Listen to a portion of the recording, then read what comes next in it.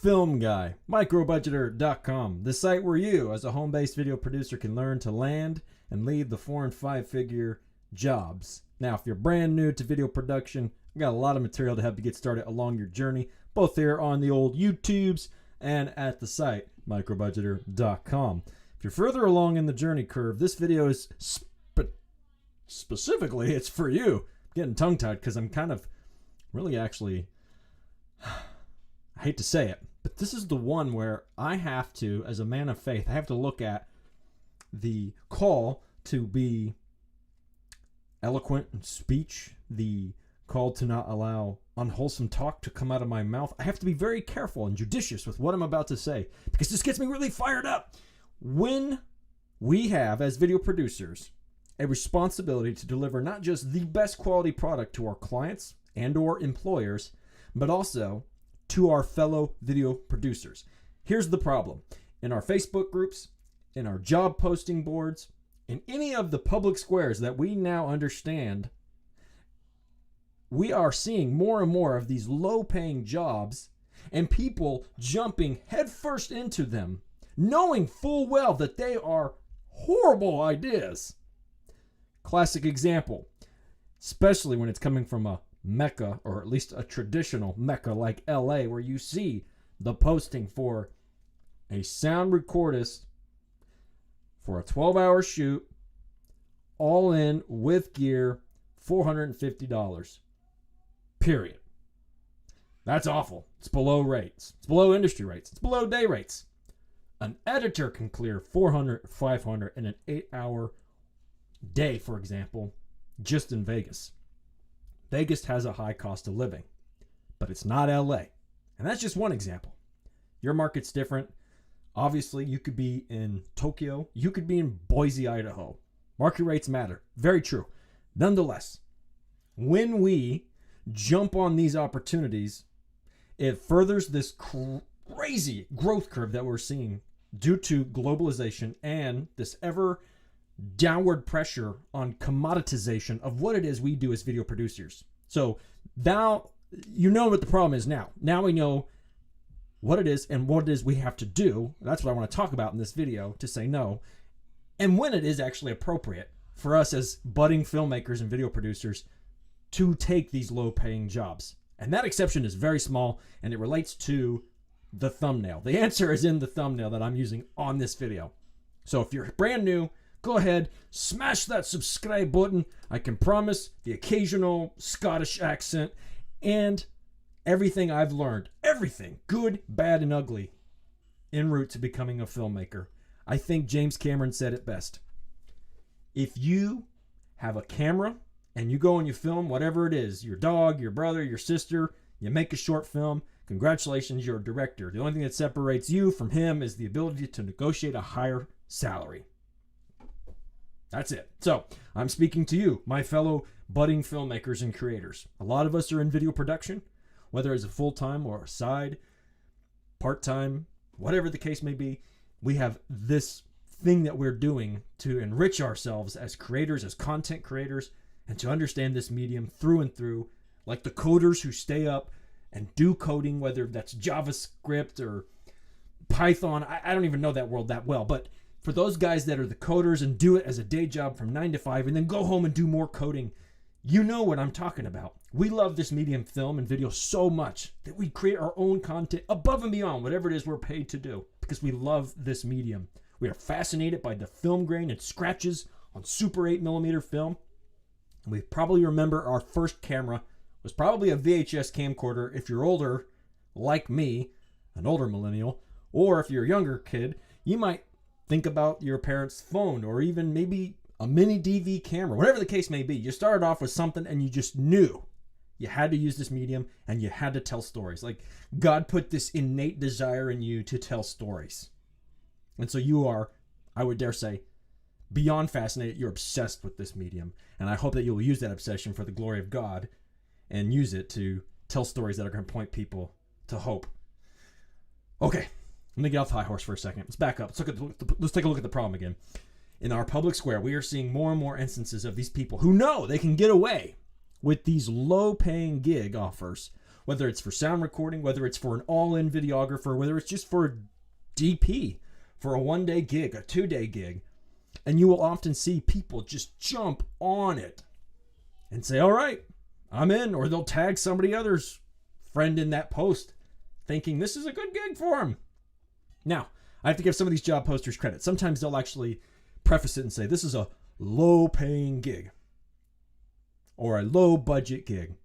Or maybe if they're really above reproach, they might even use the industry jargon and say this is a shoot that is going to follow the SAG ultra-low budget guidelines or something along those lines to let you know we are cognizant of the fact that this is low budget. We all do stuff for free as we're building our portfolios and gaining those repetitions that we need as content creators, as filmmakers, as video producers. We all do our no budget and low budget gigs. I get that.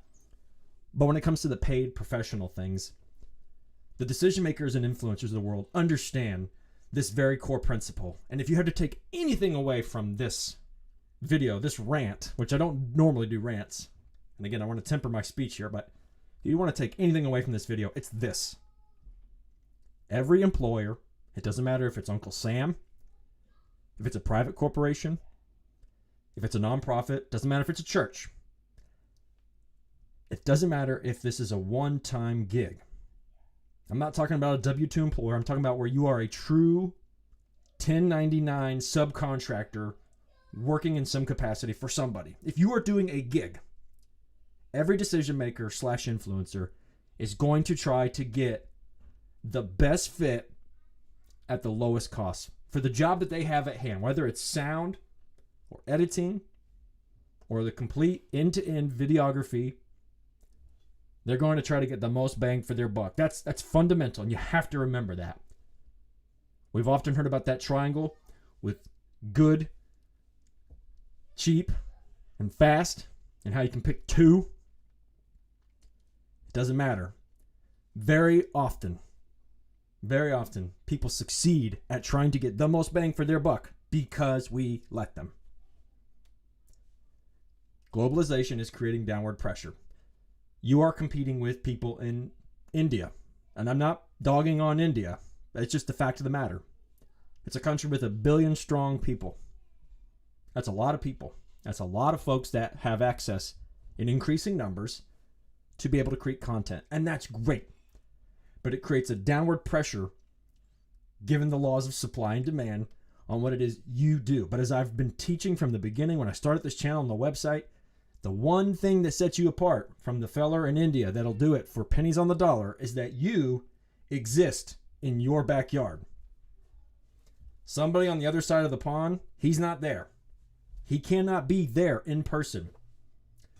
We live in a world where customer service is rare, and that is something that you can never trade on.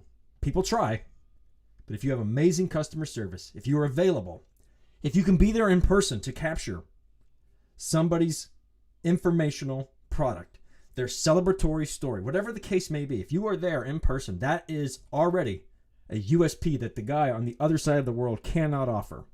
So while there is this downward pressure, given the laws of supply and demand, we will see more and more of this tension between trading on a commodity, because we are a content-heavy world. You will see more and more of this tension, but at the end of the day, you can stand strong because you exist in your backyard. And that's so powerful. It's so uniquely amazing. It's why you have local churches and not just one church in America broadcasting to everybody who wants to hear about the story of Jesus. It's why you have so many different pizzerias, mom and pops, and chains, because you have the ability to be local. That's huge. So what do you have to do? You have to level up and you have to learn sales training every single day, and you have to practice it. I use this example all the time because it's relevant. You cannot be the person who does the free throw once or twice and calls it good. No, the professionals, the greats, they practice it all the time. Peyton Manning, when he was with the Indianapolis Colts, he would go with his center and practice the handoff with a wet football, knowing that one day there would be a game played in the elements. Just the two of them. They would practice that. Such a simple, easy maneuver. handing off of the football, but let's practice when it's slippery. Let's practice the free throws. Let's do them 5,000 times and keep counting, because I'm going to need to be a master at this. It's the same with us in our sales training. We cannot afford to read a sales book. We cannot afford to listen to 10 different sales videos. We have to practice this daily. The art of persuasion, the art of casting a vision, the art of telling somebody how we're going to serve them, and then asking for them to buy in. We have to practice this daily. So between that and the fact that we're local, we already have 2 legs up on the competition. Thirdly, we have to stop taking these low-paying gigs. And I'll get to when you can, but you have to stop it. And I would go so far as to say, this is the part B to part 3, you need to ignore those posts. When we attack those posts and we laugh at them and we make fun of them, yeah, sure, it makes you feel good for a second, but is that showing love to that person? No, that's one thing. But here's the other thing on a technical issue. If you don't have anything to do with a life of integrity, if you have absolutely no moral compass and you're like, I don't care, this is the public square. If you are of the pen is mightier than the sword persuasion, don't be that way. Here is a technical reason not to respond to these low-paying jobs, not to even give them an emoji. Nothing. If you respond to these ads, and this is a big reason, whether you like him or not, this is a big reason why Trump got elected in 2016. He got a lot of negative attention. Attention, period, will leverage these posts. It'll get them from a small group of viewers to a lot of viewers. That's how the algorithms work. Whether it's Facebook or Twitter, it doesn't matter. When we respond to these posts, they are shared and they are distributed.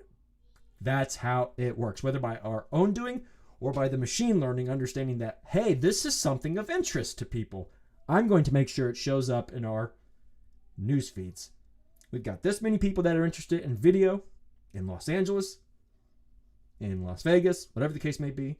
We're going to make sure that it makes its rounds. That's how the algorithms work. So we have to be willing to ignore these posts. And you know what? If we all did this, they'd go away and people would go back to paying sensible and sustainable and meaningful rates. I promise you that. So even if you don't want to be slow to speak, I appeal to you on the basis of the technical merits to not respond to these posts. That's what you can do. Those are the 3 things you need to do. But what about the one time? The one time it's okay to take these low-paying jobs. And you know it's low-paying. And it's a laugh. And it's a roaring laugh. And you're thinking, oh my word, this is ridiculous. This person, wow. The one time, and this is what the picture is for. That picture is from my wedding day many years ago. I was very green in my video. Very green. Lifelong pursuit and interest. And I was just starting to get some reps. Starting to look forward to getting some of those paid gigs. I'd been through a year of hands-on schooling at the University of Utah. I knew a thing or two, been doing some short films, was looking to grow, but I was really green, super green. I mean, like barf emoji green. When you are green and you are trying to build some credibility, and only then, for a very short amount of time, are you in a place where you can take the low-paying jobs. If you are seasoned, if you've been around the block, you know better. Don't take those jobs. They are meant for the people that are young and coming along and need the validation of paid work. If you are not in that boat, if you are a veteran, and I don't mean that in the sense of Uncle Sam and the United States military. I'm talking about within this industry. If you're a veteran, you do not take the job. It brings down the rates. It creates further downward pressure and further reduces this industry and this field that we love to a commodity. How do you combat that? Again, and that would be part 4. Leave it to the young people. Leave it to the inexperienced. Leave it to the people that are developing. But most folks, we're further along in the growth curve, and so we should be saying no. We should be saying no. We should be doing the sales training. We should know our value, and we should learn how to communicate that value clearly to everyone when asked at the drop of a hat. If you're absolutely stumped and you have no idea how to communicate the value you bring to a project, I've got help for you. I'm going to link below to an article at the website that you can go through. And if you need additional help, I've got a pricing worksheet that you can take out for a spin for 7 days. It'll help you with confidence and quickly, very quickly, within the first conversation with that prospective client, quote, to the penny, what it is it's going to cost to hire you. No second guessing. You have a clear and concise answer with an itemized invoice that you can share with them in that first conversation. Uncle Bob, thank you so much for doing this with me. I'm looking forward to serving you. It's going to cost you X dollars. I'm going to send you that itemization right now. And I say we get rolling. Is there anything that would cause you to want to say a second chance? Is there anything that would want to cause you to take a second thought or to have second thoughts about hiring me? Is there anything about me and my company that would want to keep you from doing business with me? I mean, you can ask these clarifying questions. You don't even have to do that. Uncle Bob, are you ready to roll? I'm ready to roll. Assumption closed. Are you ready to roll on your video? Practice your sales training. Whether it's for landing a video job, whether it's for landing a video gig, practice your sales training. Practice, practice, practice, and don't ever, ever get complacent. Remember, the rain's going to come, and you're going to have to understand how to hand off the football when it's slippery. There's your football analogy for the day. I wish you the best of success. I do hope you will keep creating with the King of Kings. I hope that you will use these tools for the glory of God. It's a dark world that we live in. And unfortunately, film and video are being used for awful exploitative purposes. And so if in any way, shape, or form you have any brush with that darkness, get help. Get help, because we need you and the God-given gift and vision that you've been given to use these tools for good. And in spite of what our culture and our world might say today, there is always, in the kingdom of heaven, there's always a chance to hit the reset button, to start over, fresh and forgiven. But you got to want it. Okay, if you stuck around this long, usually what I do is I give you a bonus. Okay, well, here's your bonus for today. Very simple. If you are looking for some gigs, if you don't have the money, if you don't have the wherewithal to launch ads, and I don't mean just financial, I mean like the knowledge. If you don't have the wherewithal to launch ads so that you're getting inbound leads via Facebook, YouTube, Google, if you're brand new or just inexperienced with marketing, some of the places you can find gigs are Staff Me Up, Production Hub, to a lesser extent, Mandy, certainly Facebook. And I would also throw in LinkedIn. LinkedIn, you're going to find more of the W-2. I'm hiring you as an employee type of video gig, a job. That's what that board is going to be for you. LinkedIn, yes, it's a social media channel, but let's be honest, it's a glorified job board. Can you find one-off gigs there? Well, that's why it's number 5 on the list. Go to these sites. You don't have to pay for any of them. Some of them you can pay for, but to just access some of the freemium perks and benefits, yes, you can go and be a part of those communities. Don't spam your services on Facebook and LinkedIn. Yes, sell yourself, but be committed to being a participant in those public squares. Savvy? All right. I've given you enough to chew on. You know what to do, so do the right thing, and I'll catch you on the next video.